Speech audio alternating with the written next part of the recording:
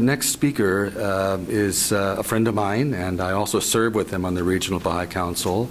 But his service actually extends to a much broader arena. He serves in the area of external affairs for the Baha'i international community. And he teaches, he is a professor of economics at Cal State University East Bay. And he has been in service in the Baha'i faith for a good deal of time, probably longer than me, even though I think I'm senior to him. He's younger than I am, I think. But he's a good friend and a very wise man, and he's come to give us a kind of global perspective on this issue of the persecution of the Baha'is. Please welcome Dr. Farhad Sabetan. Good evening, friends. It's a great pleasure for me to be here with you tonight, and owing to the shortness of time, I try to make my remarks brief. I want to start by thanking Dr. Eppinger for what he said.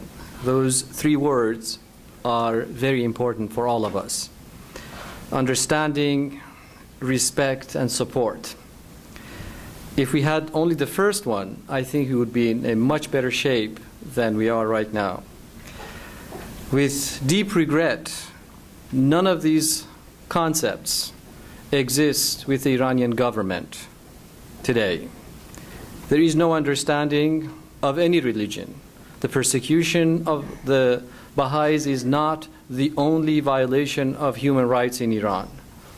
Jews, Christians, Zoroastrians, Sufis, Baluchis, Kurds, women, many others are also being persecuted. And there is no understanding of who they are and what they say. There is no respect for diversity of opinions and for the variety of different kinds of people who are in Iran. And there is certainly no support, again, with deep regret.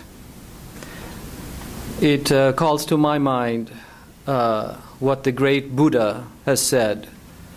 And he said, we should all try to help each other.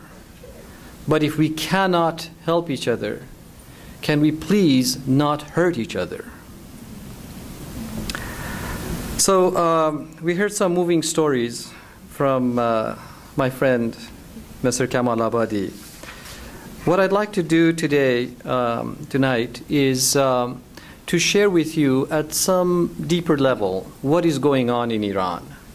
For more than 25 years, the United Nations has passed resolutions after resolutions condemning Iran for gross violation of human rights. And it is important for us to be able to have a glimpse and to some degree of understanding of exactly what that is and why that is. Because if we don't have that understanding, the action that we may take may not have any effect. And in fact, the intensity of our action is very much dependent upon the way we understand the situation. So with the time that I have, I'd like to very briefly go a little deeper into the nature of the persecution of the Baha'is and all Iranians. At the outset, I must add that even though we are here talking about the Baha'is, I really would like to talk on behalf of all Iranians, all of those who are prisoners of conscience, all of those whose beliefs are behind bars. And they are certainly not limited to the Baha'is.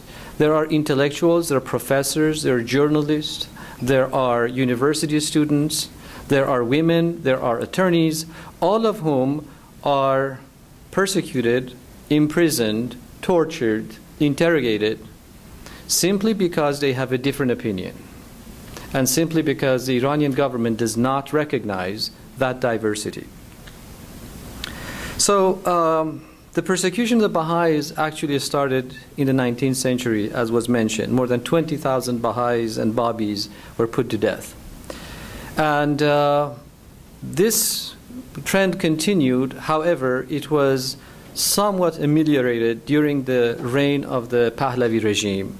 The persecution was not as intense as before. However, there was still some degree of animosity against the Baha'is. For example, Hujjatul Islam Muhammad Taghi Falsafi, a clergy at that time, went on national TV calling for eradication of the Baha'is. And it was through his decree that the army of the Shah went and destroyed the Baha'i center in Tehran. It was about the same time that another organization was created in Iran, the Hujjatiyya organization, whose sole purpose was to destroy the Baha'i faith in Iran. After the 1979 Iranian Revolution, this organization went underground because Ayatollah Khomeini, who was the leader of the revolution, as you know, did not approve of them and of what they were doing. And it wasn't because they were against the Baha'is. They too were accused of having cooperated with the Shah's regime, and therefore they were the other. So they went underground. Until recently, until about maybe 6, 7, maximum 10 years ago, when this organization resurfaced, and I'm sorry to say that the Iranian president and many others are part of this organization, the Hujjati organization. However, after the Iranian Revolution in 1979, the persecution of Baha'is intensified significantly.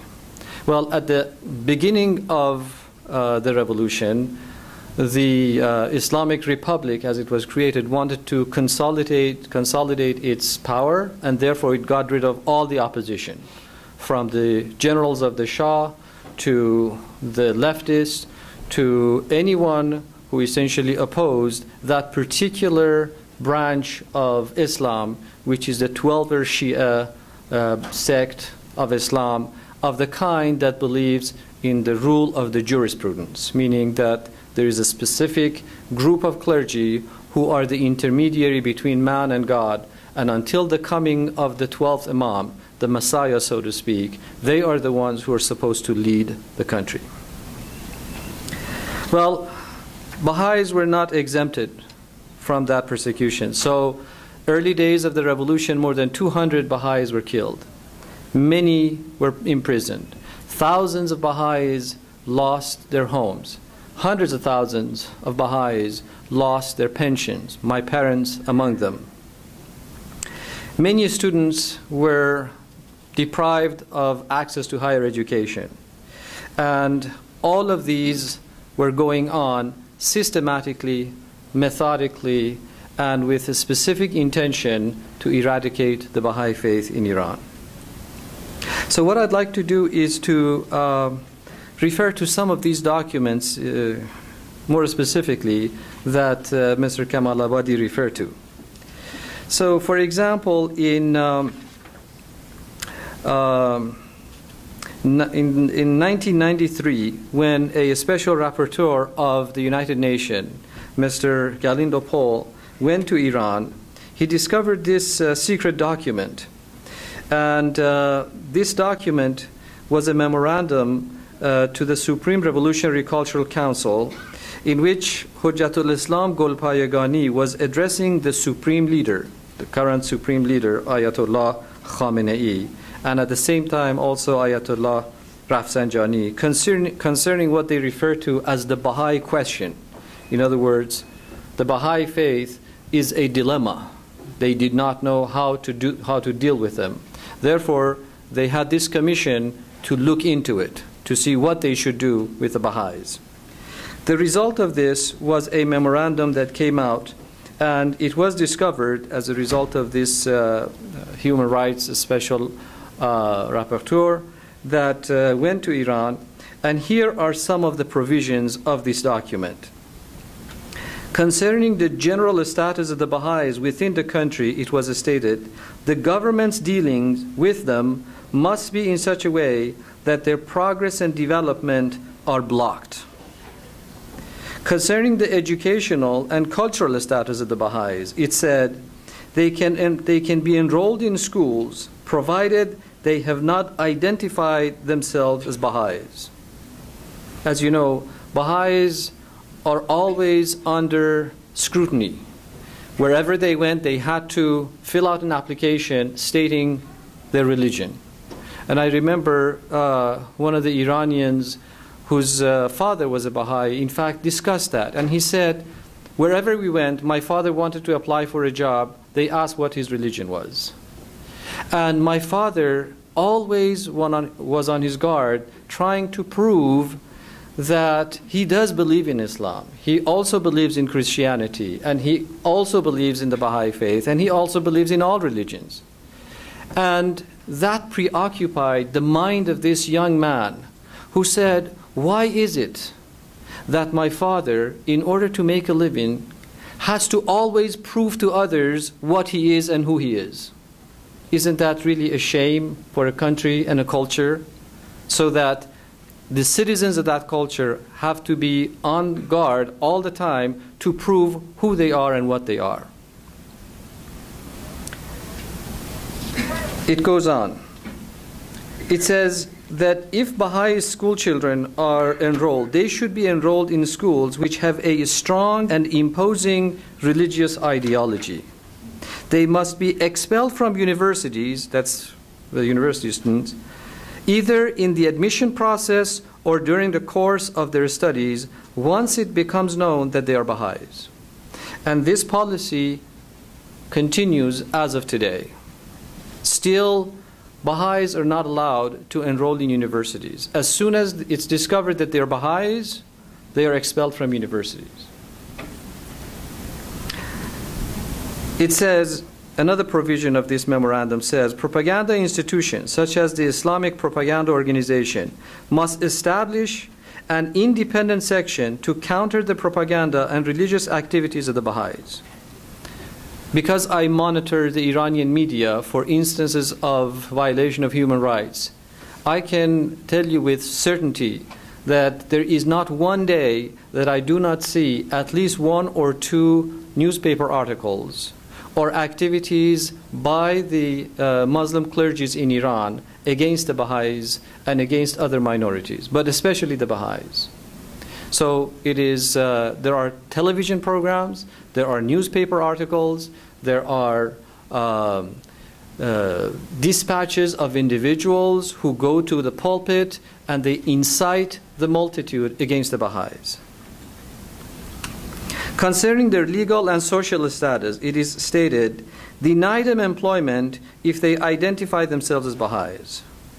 Deny them any position of influence, such as in the educational sector. As of today, Baha'is are deprived of their right to employment. In no official capacity can they work for governmental organizations or non-governmental organizations, whether public or private. The Iranian government has forced various private institutions, private companies, that if they retain their Baha'i employees, they will be shut down. And on top of that, as if there are so many other choices for Baha'is, when Baha'is engage in private business, selling apples in the streets, selling basic material, they won't receive license to practice their business. And I'll get to that if we have time. Then in 2006, another UN rapporteur, Mrs. Asma Jahangir, she also was a rapporteur on the freedom of religion and belief. She discovered another document dated 29 October 2005 from Command Headquarters of the Armed Forces addressed to 9 ministries and government agencies concerning the identifications of individuals of the, quote, misguided Baha'i sect, which is the way the Iranian government refers to the Baha'is. And this was certainly reminiscent of the Nazi campaign to obtain detailed information about the Jews. And here it's what it says, the content. With salutation and praise to Muhammad and his descendant, further to the reports received concerning secret activities and meetings of the misguided sects of Baha'ism and Babism in Tehran and in other cities in the country, and according to the instructions of the exalted rank of the Supreme Leader, His Holiness Ayatollah Khamenei, may his exalted shadow be extended, and we are translating this word by word. The command headquarters of the armed forces has been given the mission to acquire a comprehensive and complete report of all the activities of these sects,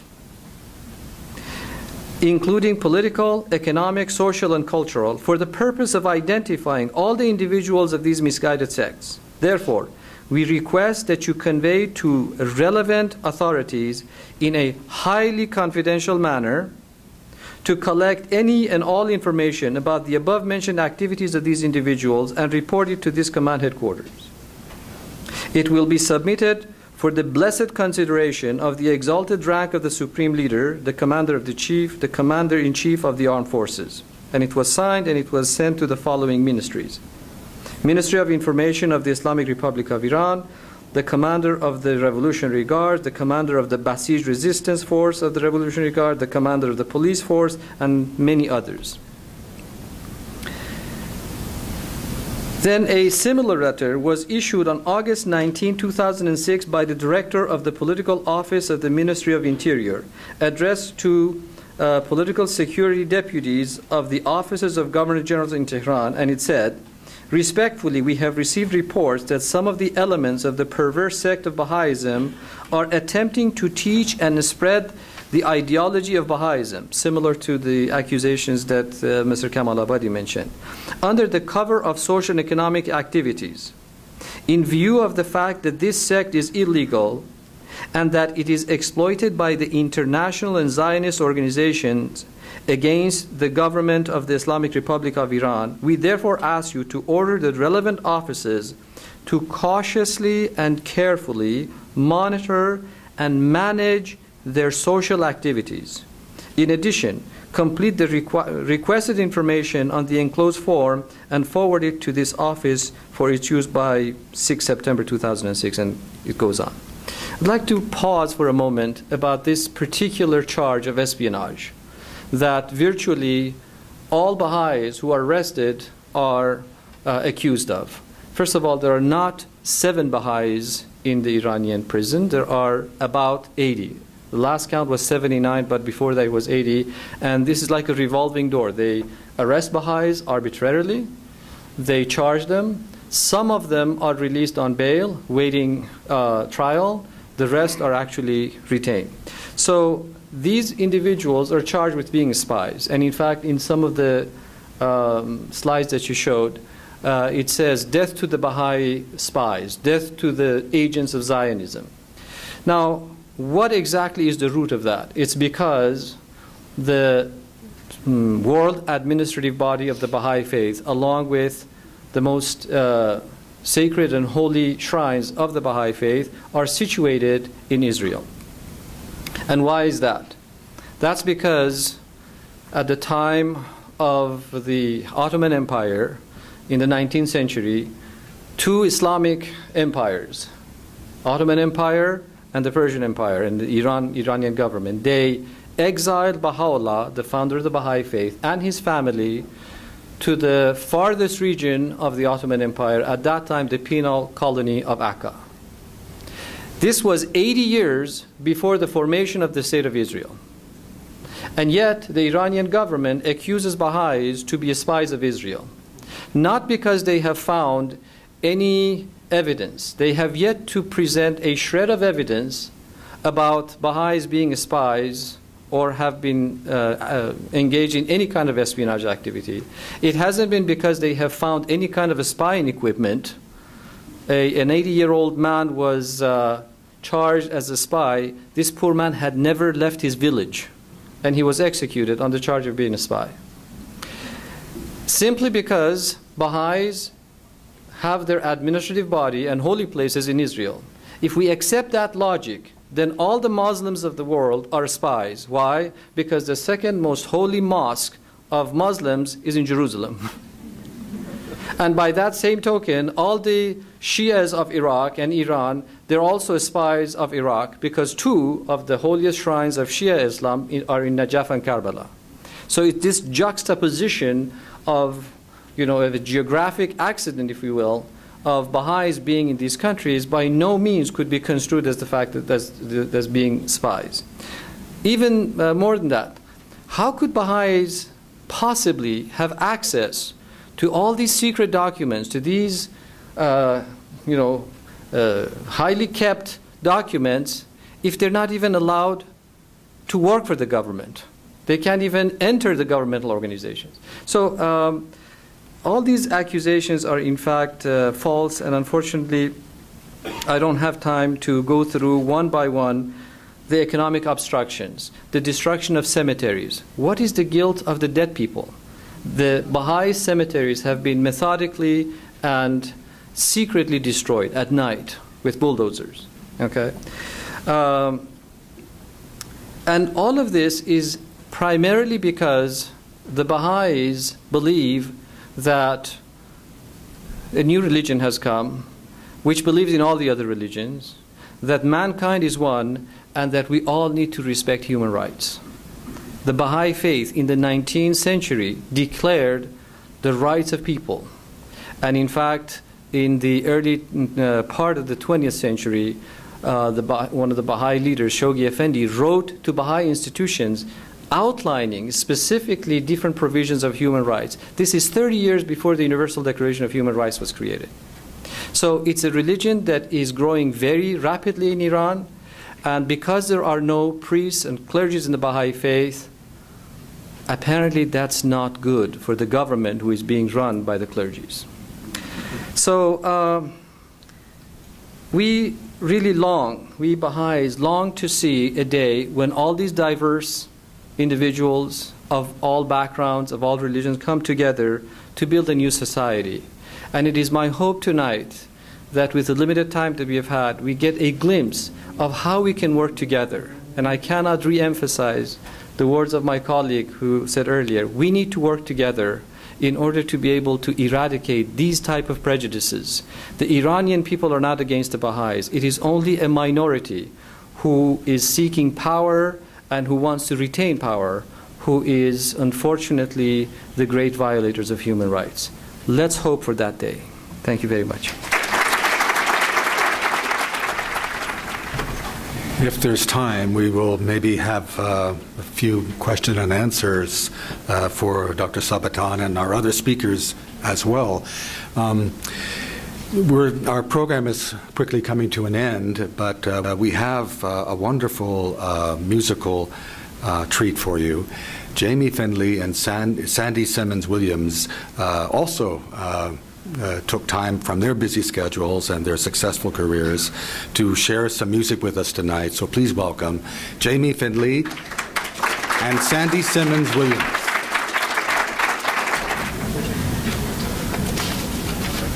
One of my favorite songwriters on the planet is, well, he's taken wing to the other realms of God. Mr. John Lennon wrote a song years ago that sort of personifies everything that's been talked about this evening. And so we'd like to share that with you.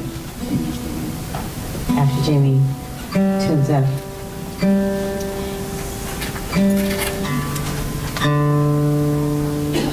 I changed one of the lyrics in the song. And since we're not making any money on this, I'm sure Yoko Ono won't be upset that I'm like offering this to you. And then I changed the lyric. I don't care. Tell her. If I ever have the opportunity to record it, I will use that lyric. It's the one, we all. I was fortunately raised in a very open kind of way. I was raised a Christian. I went to every church that my family went to. I joined the church as a child. I saw the love of Jesus, and I saw the love of the people, and I loved the choir.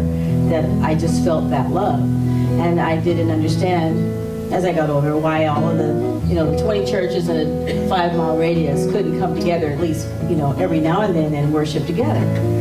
Then I found out about Islam, and I found out about Buddhism and all these other religions, and I would go to those services, and I'm like, well, this sounds like God. So it's for a thinking person, I don't think that the concept of the unity of religion is so far-fetched, or the concept that we are all one, especially if you're in the medical profession or the psychological profession. You know that we all cut, we all bleed, we can all receive each other's blood. So what makes us so different? It's our brains. the education that Baha'u'llah says that every human being on the planet should have is very dear to the hearts of Baha'is and to every other religious community, that you must be educated to be able to appreciate life, to learn about music so you can appreciate music, to learn about all of these wonderful things that God has for us so we can appreciate them and use them to the best of our ability to make things better for everyone. So I'm going to take my cue from Jamey, who's one of my best friends in life, one of the best guitar players I've ever worked with. And he's going to forego his solo for time's sake, but I hope you enjoy our presentation.